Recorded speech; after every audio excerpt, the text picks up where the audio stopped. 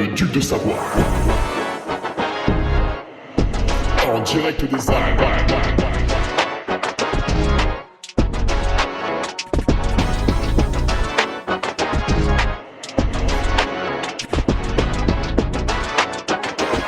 Le podcast de Hugo Ferrari. Allez, bonjour à toutes et à tous, on se retrouve pour un nouveau podcast. Alors on en est au numéro, où est passé le numéro 329, numéro 329, et on a passé l'UTMB, et effectivement il s'est mal passé, le con. Il s'est mal passé, d'où le titre qui ne vous aura pas échappé, et finalement l'abandon. Ben voilà. Après une préparation optimale qui laissait présager une course correcte, similaire aux autres années, voire un peu améliorée, l'abandon est là.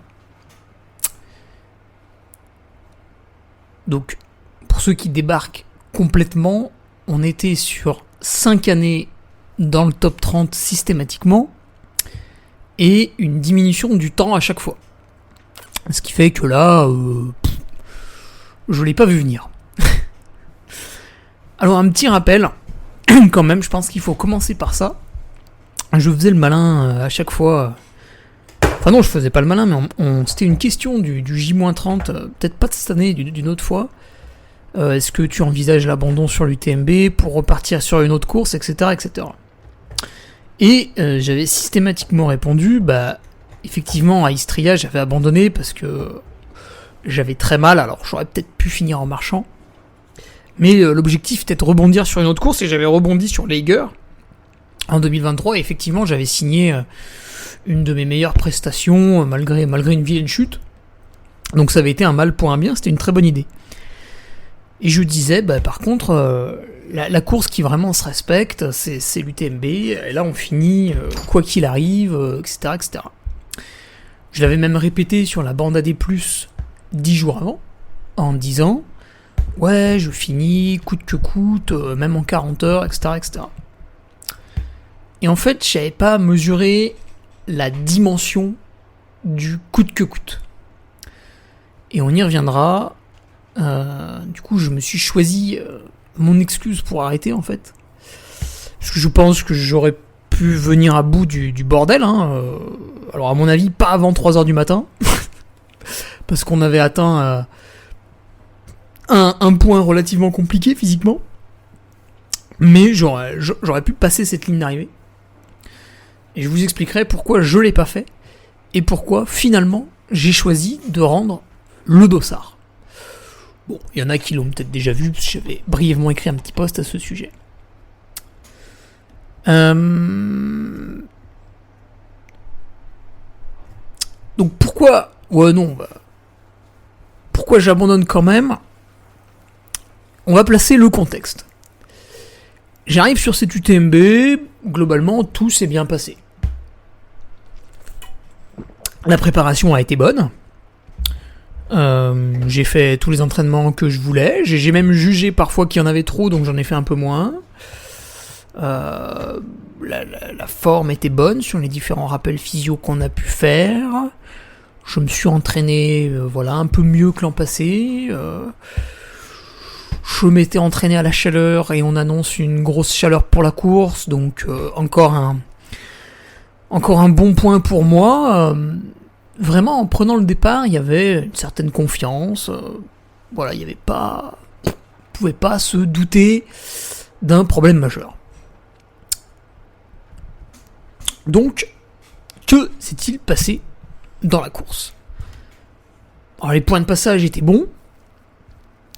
Je reviendrai peut-être là-dessus pour l'an prochain. On modifiera des trucs, mais je suis passé dans les mêmes chronos que l'an dernier. Alors c'est même fabuleux, parce que je crois... Donc j'ai fait exactement ce que je voulais, c'est-à-dire descendre plus vite sur Saint-Gervais. Ah bah non, je suis descendu une minute plus vite. Voilà, c'est ce que je vous disais. Un peu plus vite, mais évidemment, on va pas descendre à fond. Donc au lieu de descendre en 40 minutes, je suis descendu en 39 et quelques petites secondes. Voilà, donc la différence est vraiment infime. Pour aller de Saint-Gervais au Contamine, cette année, j'ai mis 1 heure. L'an passé, j'avais mis 1h04. Mais l'an dernier, il y avait une petite bosse en plus. Donc là aussi, on était sur un rythme similaire. Encore une fois, pas de soucis. Pour aller des Contamines à la Balme, l'an passé, j'avais mis 1h01. Cette année, je mets 1h01. C'est incroyable. C'est fou, hein. Parce que je vous rappelle, le but cette année était de descendre plus vite. Bon, jusque-là, il n'y a eu que la descente de Saint-Gervais. Pour aller de la Balme à la Croix du Bonhomme, cette année, je mets 1h05. L'an passé, je mets 1h02. Ah oui, tiens, mais parce que je me suis changé, là, effectivement. Je me suis changé. Et pour descendre de la Croix du Bonhomme au Chapieux, 25 minutes en 2023 et 25 minutes en 2024. Donc là, je suis pas allé plus vite. Pourquoi je suis pas allé plus vite ? Putain, j'ai doublé pas mal de monde dans cette descente là. Pour aller des Chapieux au col de la Seigne, alors là, j'ai perdu un petit peu de temps par rapport à l'an passé. C'est vrai que je me sentais un peu moins bien. Donc sur 1h40, j'ai perdu 5 minutes. Et ce qui est intéressant, c'est que je les ai récupérés ensuite dans la descente au lac Combal. Enfin, pas totalement, puisqu'au lac Combal, 7h59. 7h57. Voilà, je récupère 3 minutes entre le col de la Seigne et le lac Combal. Donc vous voyez, c'est vraiment tout ce que j'avais dit depuis le début. Donc je descends mieux. Encore une fois, sans non plus me forcer. Hein. L'arrêt du Montfavre, 8h39 en 2023, 8h44. Donc je repère un tout petit peu de temps, oui, je repère 2 minutes dans cette montée au Montfavre. C'est vrai que j'étais livré à moi-même. Donc l'an passé, j'étais avec Aubin. Et Aubin me tirait un peu dans les montées. Bon, après, il avait abandonné malheureusement.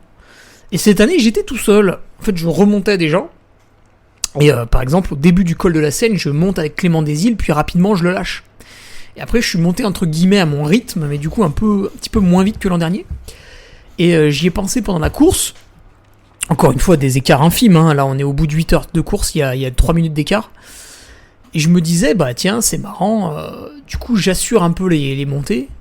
Et en descente, je me sens vraiment bien. J'arrive à Courmayeur. Je n'avais pas mal nulle part. Même pas un genou qui tirait, même pas une cuisse, rien du tout. Je suis arrivé en trottinant à Courmayeur. Et je me suis dit, putain, c'est génial, je fais la descente vite. Et j'étais vraiment très confiant sur ma capacité à bien courir de Bertin à Arnouva. Et alors, vous faire une descente du Grand Col Ferret d'anthologie. Et donc, vous voyez, quand j'arrive à Courmayeur, j'entre... Alors, par contre, je me suis arrêté faire popo avant Courmayeur. Et vu que j'étais pas loin du col chez Crouy, j'en ai profité pour aller dans des toilettes propres, tranquilles. Je me suis dit, je vais pas me chier dessus, parce qu'après ça va puer toute la course, c'est dégueulasse. Donc je suis allé dans les toilettes, vraiment, voilà. Alors, pour aller dans les toilettes, on perd 2 minutes, hein. 2 ou 3 minutes même. Parce que du coup, tu t'arrêtes un peu plus longtemps, t'es confort dans les toilettes. Mais au moins, les toilettes, j'étais tout propre et tout. J'arrive à Courmayeur, je respirais la santé, quoi. C'était vraiment super. Et au niveau des places, je ressors de Courmayeur 38ème. Alors que l'an passé, je ressortais 34ème. Donc on était, voilà, pareil, c'était kiff bourricot. Je repère un peu de temps parce que je change mes chaussures à Courmayeur alors que l'an dernier, je les avais changées à Champais. Mais à part ça, on peut dire que le chrono était similaire pour... Alors attendez. 9h47, on enlève le changement des chaussures. Voilà, le popo en plus. On a 3h30. On a 3 minutes 30 de différence, donc vraiment, ça laissait place à la même remontée que l'an passé pour accéder au top 20 ou presque. Et c'est là que le problème arrive. Donc quand je repars de Courmayeur, pour ceux qui connaissent pas, vous montez dans les rues via la route, et après vous montez via le sentier au refuge Berton, et le sentier est un petit peu raide.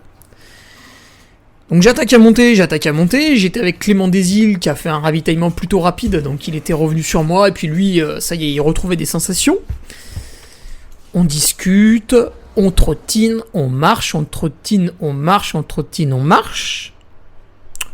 pour gérer. Parce que tu vas pas accélérer comme un con dans la montée de Berton, la route est encore longue. Et en attaquant un sentier un peu raide, et d'un coup je me sens pas très bien. Donc je décroche un peu, je laisse Clément continuer à monter. Il y avait Marianne Hogan qui était juste devant nous parce qu'elle avait fait une assez grosse remontée là au milieu de la course. Puis bah elle se ravitaille. Je crois qu'elle a bu un coca, elle a pris 2 flasques, elle est repartie à Courmayeur. Donc elle était juste devant nous, Clément, voilà, moi. Et je lâche un petit peu. Et là, je me dis, putain, je commence à me sentir pas bien. Donc j'étais au milieu de la montée, j'avais fait 300-400 mètres de dénivelé, puis il en restait à peu près pareil. Et en 5 minutes, la tête tourne, je sens le ventre qui brasse, je m'arrête. Là, j'ai un petit relent. Je me dis, merde, je vais vomir. Alors je me suis dit, bah je vais vomir un petit peu, tu vois. Je vais peut-être trop manger au ravitaillement. Et j'ai vomi 3 geysers de flotte. Et vraiment, là c'était des jets très très très très impressionnants. Donc j'ai des éléments de comparaison avec les soirées étudiantes où tu bois, tu sais quand tu bois vraiment trop de bière. Et du coup tu régurgites toute ta bière. Et donc là tu fais des geysers de liquide qui sont très impressionnants encore une fois. Et bah c'était exactement pareil. Sauf que, embêtant, je n'ai pas bu de bière. Donc je comprends pas. D'autant plus que j'ai suivi mon plan alimentaire à la lettre. Quand je me servais de la boisson NAC au ravitaillement, bah, c'est une boisson que je connaissais, puisque même si la formule a changé, je l'avais déjà utilisée au Lavaredo. Et au Lavaredo, j'en avais bu 5 litres, je crois. Et j'avais aucun souci. Donc c'est pas ça. J'ai pas non plus trop mangé, puisque j'étais sur une base de 55-60 grammes de glucides à l'heure, ce qui était exactement ce que j'avais fait l'an passé. Sachant que sur des courses plus courtes, je mange plus. Donc c'est pas ça. Je suis pas parti trop vite puisque j'ai les mêmes temps de passage que l'an dernier, donc c'est pas ça. J'ai pas eu spécialement chaud au départ parce que j'étais bien habillé et bien acclimaté. J'ai pas eu spécialement froid dans la nuit parce qu'une fois qu'on est arrivé au col de la Balme, donc un petit peu en altitude, et j'ai enlevé mon t-shirt mouillé et j'ai mis un pull fin qui colle à la peau très sec. Enfin sec quoi, neuf. Donc j'ai pas pris ni froid ni chaud. Donc je n'ai pas spécialement d'explication. Alors après, il reste la petite intoxication alimentaire. Allez savoir. Au Chapieux, j'ai bu l'espèce de truc SodaStream là. Donc l'eau gazeuse. Mais bon, c'est de l'eau dans laquelle on injecte du gaz. Donc c'est pas... Puis j'ai quand même l'habitude de boire ça. Par contre, bah on sait pas, est-ce que la bouteille... Donc il y a 100 000 bouteilles, et bah peut-être celle-là a été mal lavée. Peut-être celle-là était restée au soleil. Peut-être dans celle-là une bactérie avait proliféré, va savoir. Ce qui est possible, puisque quelques personnes, pas beaucoup, ont eu la même chose que moi. Je pense à Stéphane Roux, je pense à Pierre Briand, les organisateurs de la montagnarde. Un autre ami là de Chambéry, mais pas beaucoup de coureurs, ce qui fait que sur les réseaux sociaux de l'UTMB vous ne le voyez pas, alors que quand ils s'étaient servis dans une source frelatée au Val d'Aran en 2021 ou 2022, il y avait une intoxication alimentaire. Là c'était quasiment tous les coureurs, donc là oui. Et là quelques petits vomissements, bah ça ressemble à un lot de bouteilles un peu défectueux. Est-ce que le lot a traîné au soleil, est-ce que c'est des trucs qu'on saura jamais. Donc malheureusement il faut l'accepter, c'est fait de course, hein. C'est comme, voilà, il peut arriver plein de choses sur 100 miles, et là, il y a eu un ravitaillement défectueux. Voilà. Alors derrière, tu vas me dire, bah t'as vomi, ok, pourquoi t'abandonnes? Donc j'arrive au refuge Berton. Alors évidemment, quand vous vomissez 3 geysers, vous montez pas très vite après. Et au refuge Berton, il y avait une, je sais pas si c'est une responsable ou une médecin. Enfin, en tout cas, voilà, je lui dis, bah écoutez, j'ai pas mal vomi, je pense que je vais m'arrêter manger un peu. Et elle me dit, non, mais bois du bouillon. Donc ils avaient du bouillon salé, un peu chaud en plus, donc vraiment délicieux. J'en ai sifflé une flasque tout de suite. Après, j'ai mangé 2-3 trucs. Je me suis assis, j'ai mis une petite veste, j'ai mis mon bœuf. Voilà, je me suis dit, t'es en train de ralentir, prends pas froid, couvre-toi. Donc on était encore dans la prévention, on était bien.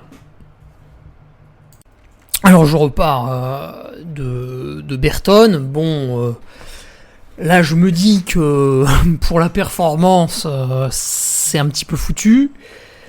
Mais c'est pas grave du tout, puisque je me dis, bon voilà, le 22h30 cette année, ça le fera pas, mais est-ce qu'on va finir en 23h et des brouettes, 24, 25, c'est pas très grave. Voilà, tant pis, on va y aller, et puis voilà. Donc je repars, mais effectivement, si quelqu'un... Je sais qu'il y a des gens un peu du secteur de la santé qui m'écoutent. S'il y en a qui peuvent me décrire...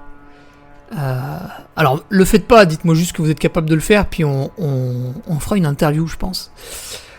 Pour décrire précisément ce qui se passe dans le corps quand tu vomis violemment, comme ça, subitement. Parce que je pense que ça bousille plein de trucs. Puisque derrière, j'avais aucune force. J'étais incapable de courir en côte. Je pouvais marcher, mais ça envoyait pas du rêve, parce que tous ceux qui font des trails longs, vous vous en rendez compte, il y a marcher et marcher. Je pouvais trottiner en descente, il n'y avait pas de souci. D'ailleurs, regardez, la descente du Grand Col Ferret jusqu'à la Foulie, donc je mets 1h01 en 2023, ça c'est un temps classique pour moi, et cette année je mets 1h08, donc vous voyez je perds 7 minutes, c'est un petit peu, mais ça reste extrêmement correct.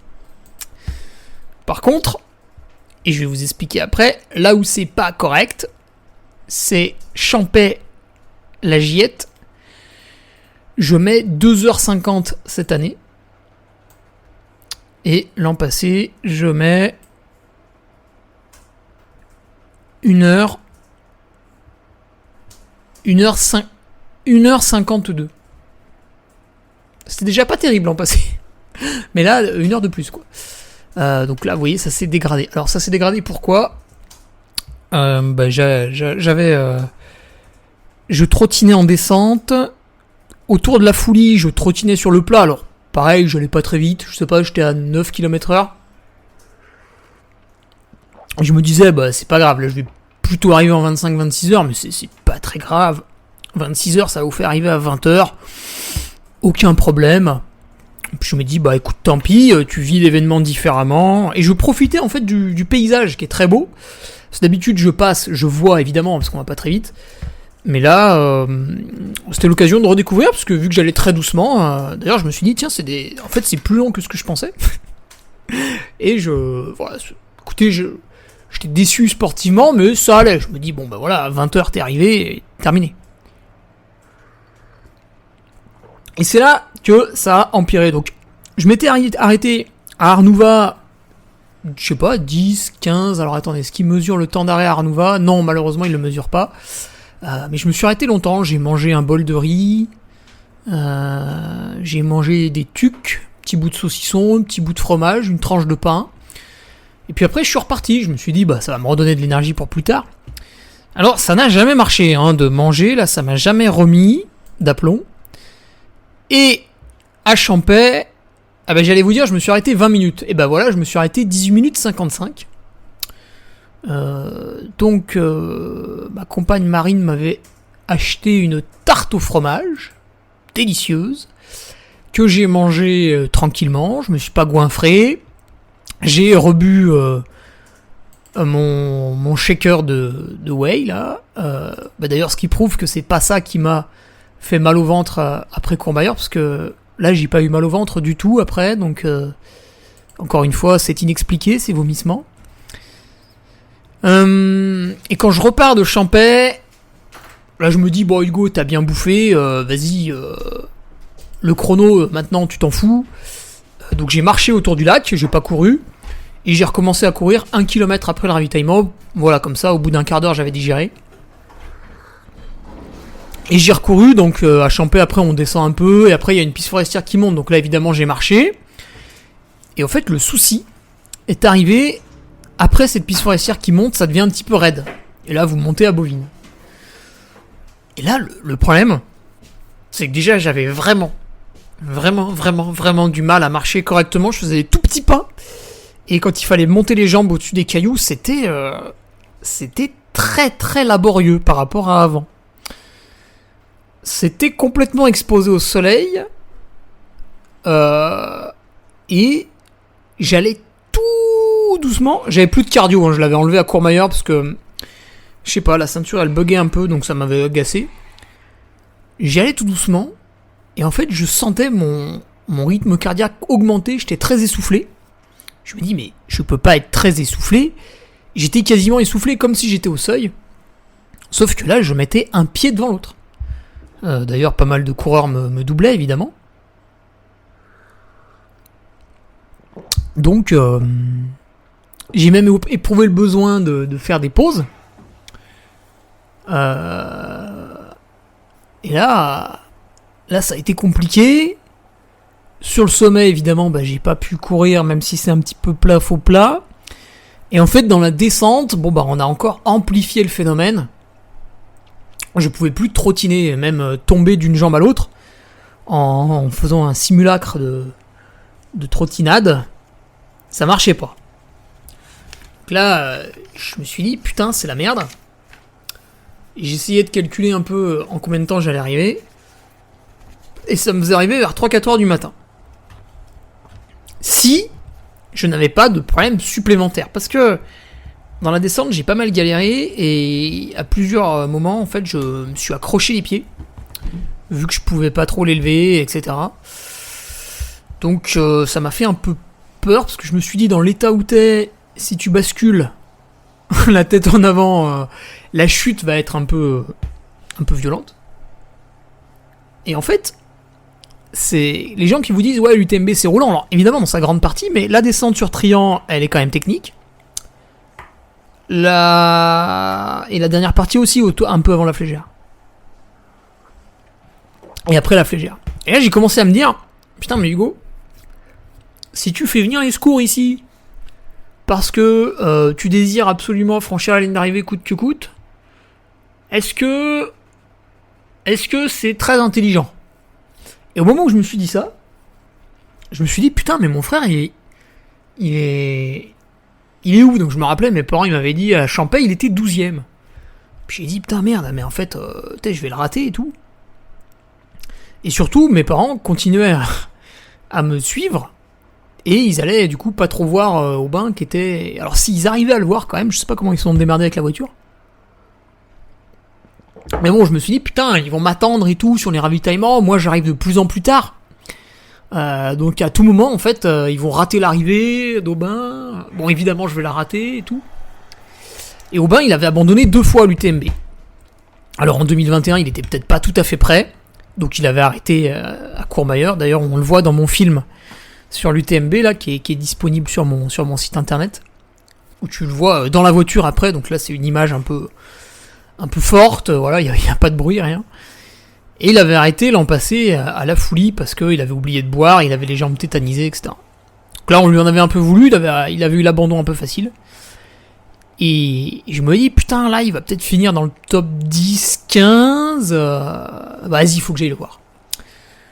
Donc j'ai rendu le dossard. Et puis surtout, je me suis dit, tu pars dans la nuit, là, pour finir à 3-4 heures du matin. Et moi, ça me faisait rire. Bon, ça me faisait rire, attention. Hein. J'avais vraiment... j'avais mal partout, parce qu'en fait, mon corps se bloquait complètement.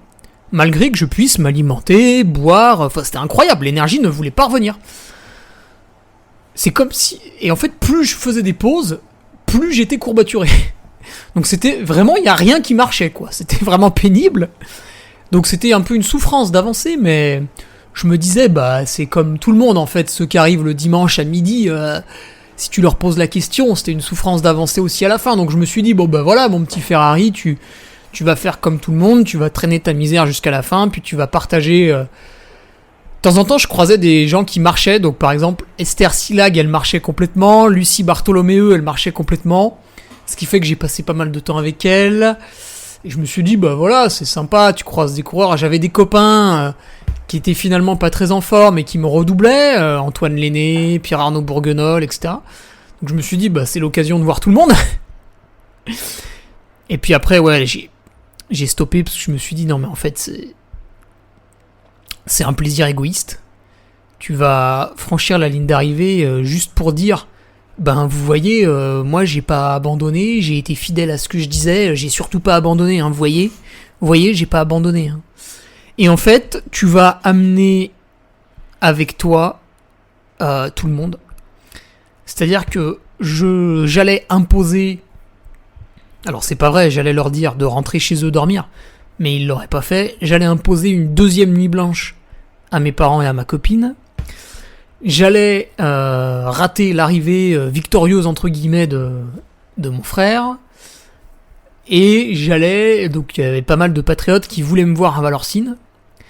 Et j'allais les faire non seulement se déplacer, pour voir un cadavre ambulant passer, j'allais les faire poireauter parce que j'allais arriver de plus en plus tard. Donc au lieu de leur mobiliser 2 heures, j'allais leur mobiliser 4-5 heures de leur temps. Donc vous voyez, toute cette dynamique de ouais, non, mais moi je finis coûte que coûte, allait impliquer tout un tas de personnes là-dedans qui, elles, n'avaient rien demandé en fait.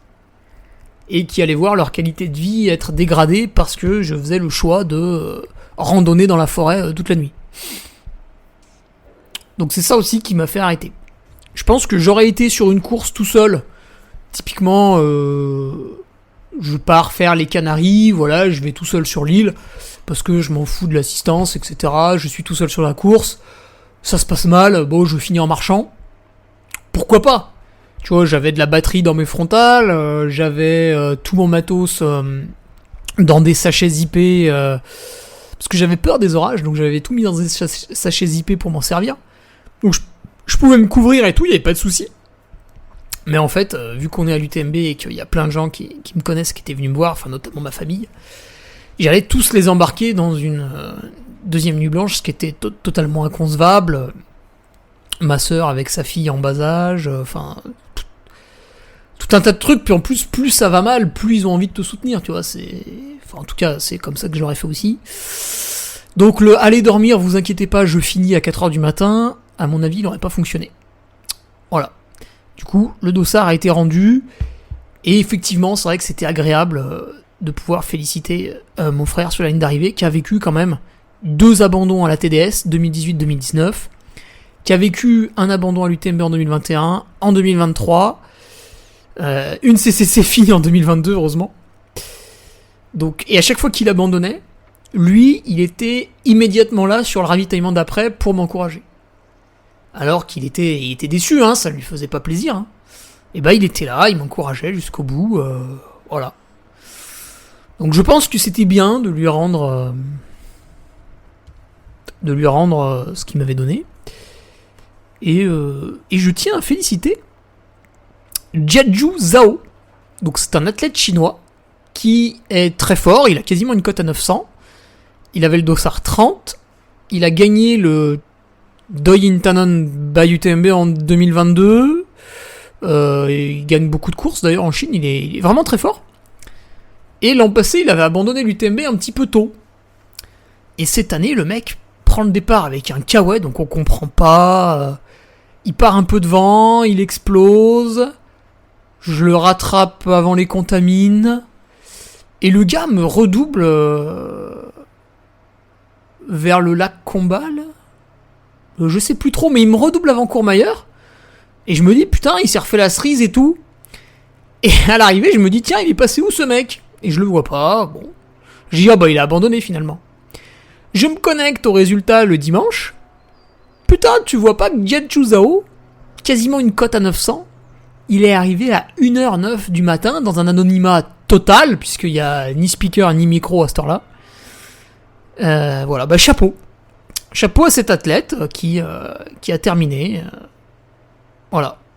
Il peut être fier de lui. Hein. Donc il y a beaucoup de monde qui parle des favoris qui sont beaucoup à avoir abandonné cette année. Alors, si ça vous choque, c'est parce que vous connaissez pas très bien l'UTMB. En fait, vous connaissez pas très bien la course. Mais c'est normal. Vous faites peut-être pas du trail depuis très longtemps. Même si vous en faites depuis 3-4 ans, ça veut pas dire que vous en faites depuis très longtemps. Désolé. En fait, avant, c'était monnaie courante. Et c'est à partir de 2017 où il y a eu très peu de favoris qui ont abandonné. En 2018, énormément de favoris ont abandonné. Et en 2019, à nouveau, très peu de monde a abandonné. Donc voilà, c'est plutôt un phénomène nouveau de voir les gens ne pas abandonner. Mais comme la médiatisation de l'UTMB est assez récente, hein, le vrai boom a eu lieu en 2022, c'est vrai qu'on va lire bien sûr tout un tas de raccourcis et d'aberrations sur Internet. Voilà, bon, c'est normal, c'est Internet. Mais moi, ça m'a pas choqué plus que ça. D'autant plus qu'effectivement, c'était une année chaude et beaucoup de monde n'est pas spécialement préparé à la chaleur. Hein. Très souvent, on va s'entraîner en montagne. Et pour faire des entraînements de qualité, bah souvent on les fait dans les vallées à l'ombre, enfin dans les montagnes à l'ombre, on part à la bonne heure, sur le bon versant, etc., etc. On essaye de fuir le maximum la chaleur. Donc ça m'a pas du tout étonné de voir autant d'abandons. Et de toute manière, les abandons sont aussi un petit peu plus prononcés sur le peloton. Voilà, au lieu d'être autour de 20-25% d'abandon sur des années classiques du TMB, le peloton est à 38% d'abandon. Là, voilà, donc ça je l'ai relaté dans ma revue de presse hier. Lundi, pardon. Ah oui, lundi, ouais, déjà. Voilà. Et je vais insister sur cet abandon. En fait, je disais, ouais, je finis coûte que coûte. J'avais pas dimensionné, c'est ce que je vous disais au début de ce podcast, j'avais pas dimensionné ce que c'est le coûte que coûte. Moi, dans le coûte que coûte, je pensais que c'était uniquement ma résilience personnelle, ma capacité à surmonter une douleur psychologique de rater sa course et une douleur physique, parce que si tu vas doucement, c'est qu'il y a une douleur physique. Je pensais que c'était uniquement ça, le je finis coûte que coûte. Et en fait, c'est pas ça. Ça implique les gens qui sont venus sur la course avec toi, et ça implique ta manière de rentrer. J'ai toujours pensé, quand je suis au micro, aux ultimes finishers, tu vois, le dimanche, sur les ultras, qui bossent le lundi, tu vois. Je me suis dit, putain, mais comment ils font, les mecs? Après, il y a la route, ils sont pétés et tout. Putain, comment ils font? Alors, bon, souvent, ils mettent un jour de congé, hein, ils sont pas débiles. Mais, par exemple, un truc con, imaginez, j'arrive à 4h du matin, et j'avais mis un covoiturage pour rentrer, il y avait donc 3 personnes qui comptaient sur moi. Et en fait, tu covoitures pas et tu leur réponds pas parce que ton téléphone a plus de batterie, parce que t'es en train de dormir, parce que t'es éclaté. Tu vois, il y a des... C'est con, hein, mais... Je dirais que l'échec se dimensionne en amont, en fait, si tu veux vraiment le vivre pleinement. Tu peux pas... Ouais, tu peux pas vivre l'échec par hasard. Il faut qu'il y ait quelque chose derrière. Imaginez, je reprends l'exemple de la Transgran Canaria parce que j'y suis allé souvent, et souvent je repars en avion le dimanche. Enfin, les fois où j'y suis allé. La dernière fois, c'était en 2022. Imaginez, je rate totalement la course, et au lieu d'arriver le samedi... Attendez, je mettais quoi, 14 heures de course, je crois. Donc le samedi à 13h. Ouais, c'est ça. Imaginez, je rate complètement la course, j'arrive dans les derniers finishers, le samedi soir ou le dimanche à 2h du matin, j'en sais rien. Et l'avion est à 7h du mat à l'aéroport. Souvent, c'était ça, hein, chaque année. T'arrives de la course, faut rentrer, dormir, faire les affaires. C'est compliqué, hein. Et l'avion, tu peux pas le rater, tu vois. Donc, en fait, si je veux abandonner coûte que coûte, finir coûte que coûte une compétition, il faut dimensionner ça en amont, avec un voyage du retour décalé, en prévoyant de rester longtemps sur place, etc., etc. Je pense que on a du mal à l'improviser. D'autant plus que, et ça c'est pas une réflexion pour me moquer, mais c'est un simple constat statistique, enfin mathématique, quand vous avez un niveau plutôt proche de la fin du peloton, si vous avez un problème majeur, vous arrivez à Berton, vous vous mettez à vomir partout comme moi, et vous êtes fatigué, vous avancez plus. Qu'est-ce qui se passe ? Vous pouvez pas aller à Champais, parce que au bout d'un moment vous vous faites rattraper par une barrière horaire et vous êtes éliminé. Donc l'organisation vous sort de la course. Donc vous n'avez pas eu le temps de dégrader beaucoup votre performance. Par contre, quelqu'un qui est à l'avant du peloton, vu qu'il a une avance très confortable sur les barrières horaires, lui, il va pouvoir vraiment dégrader sa performance et il va pouvoir vraiment, s'il le souhaite, aller dans un état pathétique ou dormir et repartir. Alors ça, j'y avais pensé aussi. J'avais pensé aussi à un truc, c'est-à-dire prendre la bagnole, aller voir mon frère à l'arrivée et reprendre la bagnole pour recommencer là où je m'étais arrêté. Je sais pas si c'est légal, mais ça m'avait traversé l'esprit, puis je me suis dit non mais arrête, après tu vas... c'est n'importe quoi.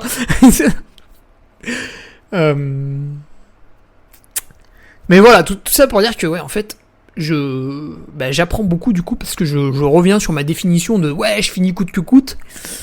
Je comprends que parfois c'est pas tout à fait possible, même s'il y a la volonté d'aller au bout et l'acceptation de la douleur. Je comprends que logistiquement ça puisse poser problème à différents niveaux. Ouais. Et à l'inverse, je comprends aussi celui qui va finir, malgré un état de fatigue énorme, ça d'ailleurs j'adore, qui va finir quand même, ouais. Alors cet échec est forcément un peu dur à encaisser. Je vous cache pas qu'émotionnellement c'est assez dur, ouais. C'est pas facile. D'autant plus qu'on n'est pas dans un sport où tu rates la course, 2 semaines après tu recommences. Là j'ai fait 85 km au meilleur de mon potentiel physique, donc déjà ça m'a entamé. Et derrière j'ai fait quasiment 60 km, ouais c'est ça, 57. En ayant vomi avec un corps meurtri. Donc je ressors... Alors je suis pas autant fatigué que quand je finis l'UTMB normalement, mais je ressors vraiment fatigué quand même. Articulairement, tout est quand même très abîmé, donc évidemment je vais pas pouvoir recourir et me réentraîner tout de suite, donc évidemment il y aura pas de course pour se remettre entre guillemets de cette déception. De toute manière c'est impossible, puisqu'il n'y a pas de course équivalente à l'UTMB avant le prochain UTMB. Donc il va falloir manger son pain noir, tant pis, il va falloir l'accepter. C'est le cas de tout un tas d'autres coureurs. Il y a beaucoup de gens qui disent ouais, les premiers ils arrêtent vite et tout. Est-ce que vous croyez que ça les amuse ? Est-ce que vous croyez que Thibaut Garivier, Aurélien Dunant-Palaz, enfin là je parle de ceux que je connais, donc je sais que eux ils sont touchés. Est-ce que vous croyez que ça les rend heureux d'avoir arrêté ? Est-ce que vous croyez que Germain Grangier il arrête à Valorcine, ça lui fait plaisir ? Le mec allait finir dans le top 10, il allait toucher une prime, son sponsor allait doubler la prime, il allait pouvoir écrire un peu son histoire, je suis fatigué mais je finis quand même, et en plus dans le top 10, et il a arrêté. À votre avis, c'est quoi ? C'est parce qu'il arrête facilement ou il avait une vraie douleur Je pense que tant qu'on n'a pas vécu un vrai bel échec, faut peut-être arrêter de se dire ouais, ils ont l'abandon facile, nanani nanana, moi j'aurais fait mieux, alors toi déjà tu fais pas d'ultra, donc peut-être il faudra éventuellement fermer ta gueule, ou alors si t'en as fait, c'était pas terrible. Je relativise vraiment mon jugement, du coup. Voilà. Ouais, tout ça pour dire, pour ceux qui m'ont croisé avant d'arrêter, donc en descendant de la Giette au col de la Forclaz. Donc je marchais évidemment dans la descente, mais je marchais pas naturellement comme quand tu fais de la randonnée. Je me servais de mes bâtons, parce que mes cuisses ne se contractaient pas vraiment. Et quand il y avait une racine, j'étais obligé de poser les bâtons en bas, de descendre un pied, puis l'autre, et de repartir, tu vois. Je faisais des pauses sur les racines, en fait, c'était n'importe quoi. Voilà. Et du coup, j'en ai profité aussi le dimanche, pour aller voir quelques arrivées, notamment 3-4 patriotes croisés, puis voir aussi d'autres coureurs qui arrivaient. Alors c'est marrant, t'en as qui arrivent tout seul, t'en as qui arrivent en famille. Et en fait, des fois, t'as un coureur, il arrive, Et il arrive, il y a 2-3 personnes qui courent à côté de lui, qui le filment avec une GoPro, tu vois que le coureur est ému, il pleure un peu, et il arrive en 42 heures. Et c'est vrai que, bon alors je suis jeune, hein, j'ai 32 ans, mais c'est vrai que par le passé, j'ai pu parfois me dire, mais qui c'est ce guignol, et en plus il se filme, enfin c'est vraiment ridicule. Il est ému de quoi, 42 heures? Alors déjà, il y a 2 nuits blanches, ce qui fait que vous pouvez pleurer pour un oui ou pour un non, à mon avis. Et en fait, je me mets à sa place et j'imagine peut-être la personne voulait arriver au début de matinée, finalement arrive en début d'après-midi, parce qu'elle a eu plein de problèmes, parce que ses amis, sa famille l'ont remobilisé ou lui ont... Voilà, l'ont eu des mots forts sur les ravitaillements pour le refaire partir, etc. Et effectivement, à la fin, il est heureux quand même de passer la ligne, et l'émotion arrive, et voilà, et du coup, je comprends vraiment mieux ça, quoi. Donc c'est... cet abandon a été l'occasion d'une belle introspection. Voilà. Et c'est vrai que... Je m'étais dit, c'est marrant, parce que je m'étais dit au départ, ouais, je l'ai fait 5 fois j'ai fini... Je pense qu'un jour il m'arrivera une couille. Et ben voilà, la couille est là. Bon, c'est pas grave, si ça peut me faire repartir pour 5 autres UTMB, ce serait magnifique finalement. Mais je vous cache pas que sur le coup on a du mal à se projeter, et c'est quand même la déception qui prime, hein, il faut pas mentir. Dans quelques semaines ou mois je serai sans doute très heureux et j'y penserai quasiment plus. Mais je pense quand même ne pas me tromper en vous disant que tant que j'aurai pas repris le départ l'an prochain et que j'aurai pas fini l'an prochain, il y aura une petite part de mental qui va rester quand même. Voilà.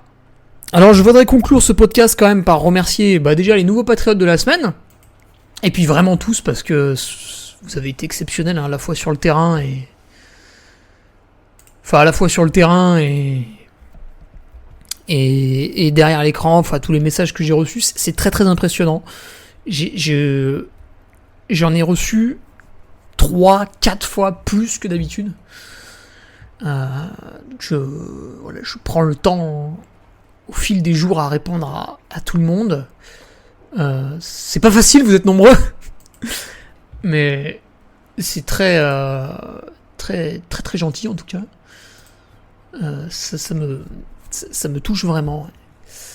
Et donc les nouveaux patriotes de cette semaine, voilà, les Thomas Navarro, les Benoît Durquet, Julien Drancourt, Thibaut Daguet, Alexis C, François Chevigné, Mathieu Audic, Alan Le Boec, Édouard Danbey, Guénol Cotte, Christophe Carèche, Erwan, Thomas Valour, le frère d'Arnaud, fidèle patriote, qui a abandonné lui aussi malheureusement sur la TDS. Voilà, écoute Arnaud, ce n'est que pour mieux repartir. David Vavasseur, Emmanuel Grébeau, Simon Germain, Adrien Mounier, Martin Gagné, Guillaume Rousseau, Alex Baudard, Vincent Variva, Pierre Marchand, Florian Bidot. Puis il y a eu pas mal de retours, alors je pense que c'est simplement des réabonnements, puisque à chaque fois en fin de mois, certains se font virer avec leur carte bancaire qui est en périmé ou je sais pas quoi. Voilà. Si vous pouvez, abonnez-vous avec PayPal, vous ferez moins emmerder.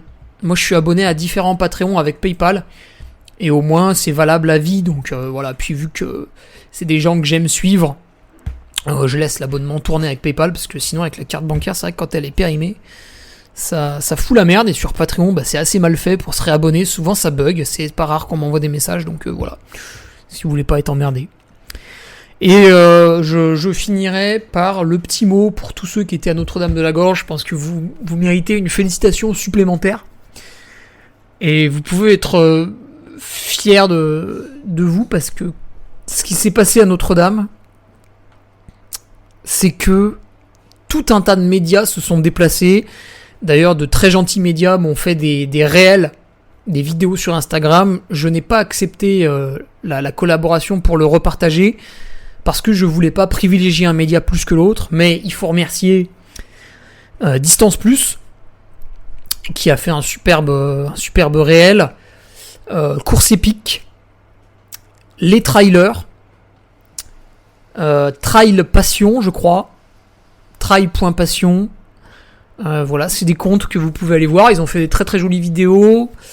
Il y avait Run Motion, il y a 3 personnes aussi qui m'ont fait une très belle vidéo que j'ai pas pu partager non plus, mais qui l'ont fait en leur nom. Donc j'ai évidemment oublié leur nom. Parce que j'ai reçu, je vous dis, les messages c'était au-delà de plusieurs centaines, hein, donc j'ai oublié. Mais voilà. Et en fait, les médias se sont déplacés, non pas pour voir des coureurs, mais pour voir une ambiance. Et ça, c'est la première fois que ça arrive. L'an passé, quand les genoux dans le gif ont fait le virage Courtenay, en fait, c'était peut-être la première fois, et du coup, les médias ont un peu raté le truc, quelques-uns étaient présents. Mais là, en fait, ils étaient présents en masse. D'ailleurs, ça a même été un problème, parce qu'on avait du mal à passer à cause des médias, mais bon, il faut bien que quelqu'un fasse une photo et filme, hein, donc il faut que tout le monde soit tolérant aussi. Puis de toute manière, ça nous a fait ralentir un peu, je vais vous dire, c'est pas grave, parce que sinon on allait s'enflammer. Et quand on voit les sourires, enfin quand on voit même Hannes Namberger, le mec termine 4ème de l'UTMB, vous le voyez passer à Notre-Dame-de-la-Gorge, il est à Disneyland le type. Il est à Disneyland, il kiffe sa race. Donc c'est exceptionnel, voilà, vous pouvez tous être très très fiers de vous. Alors évidemment on se dit à l'année prochaine, et l'année prochaine on innovera. Voilà, ce sera différent, l'ambiance à Notre-Dame. On va pas répéter la même chose tous les jours, il y aura des surprises. Voilà, ce sera sans doute encore mieux, enfin en tout cas il y aura des surprises. Bref, on n'y est pas encore, d'ici là une année va s'écouler. Et je terminerai ce podcast en remerciant tous les gens qui ont eu un petit mot d'encouragement. C'est très gentil, c'est vrai que d'habitude je le fais en finissant la ligne, et là ça me touche d'autant plus que j'ai raté, et que voilà, parce que vous êtes vous aussi trailer, et vous avez vous aussi parfois raté, donc vous savez ce que c'est. Et si vous n'avez jamais vécu un abandon sur une course, méfiez-vous, parce que ça peut vous arriver sans crier gare. Je rappelle que j'ai pris le départ dans une forme parfaite, que j'ai fait la première moitié de course sans aucune erreur, et d'un coup le problème est arrivé, mais vraiment ça a duré 5 minutes. Donc attention, voilà, il faut maîtriser un maximum de paramètres pour jamais rater. Regardez, ça m'a permis de finir 5 fois l'UTMB, mais à un moment donné il y a un truc qui vous passe au-dessus, vous savez pas pourquoi, et ça a été le cas sur cette 6ème édition. Allez, à mercredi prochain, on reprendra le fil des questions, n'hésitez pas à m'en envoyer, et puis sur mon mail, hugoferrari20@gmail.com. Et puis à mercredi, voilà, en toute simplicité. Compte rendu sérieux, papier, hop, photo, comparatif, index UTMB, cote, temps de passage, pourcentage d'erreur, paf, paf, paf, paf, qui a fait une remontée, qui a coulé. Tout ça sera sur le Patreon vendredi. Salut. Tu viens d'écouter le podcast du Duc de Savoie. Si tu souhaites approfondir avec de pertinents articles d'éminents spécialistes, rejoins le Patreon. Tu feras ainsi partie, en tant que fidèle patriote, de la très prestigieuse Duke Army. Si l'humour est ton leitmotiv et que tu n'as peur de rien, viens sur l'Instagram. Si tu veux espionner le Duc, car tu es vil et sournois, son Strava est également à ta disposition. Enfin, si tu es vieux, presque sénile et ou débute dans les réseaux sociaux, contente-toi de suivre sa divine page Facebook, les liens sont dans la description. Que Dieu te garde et à la semaine prochaine.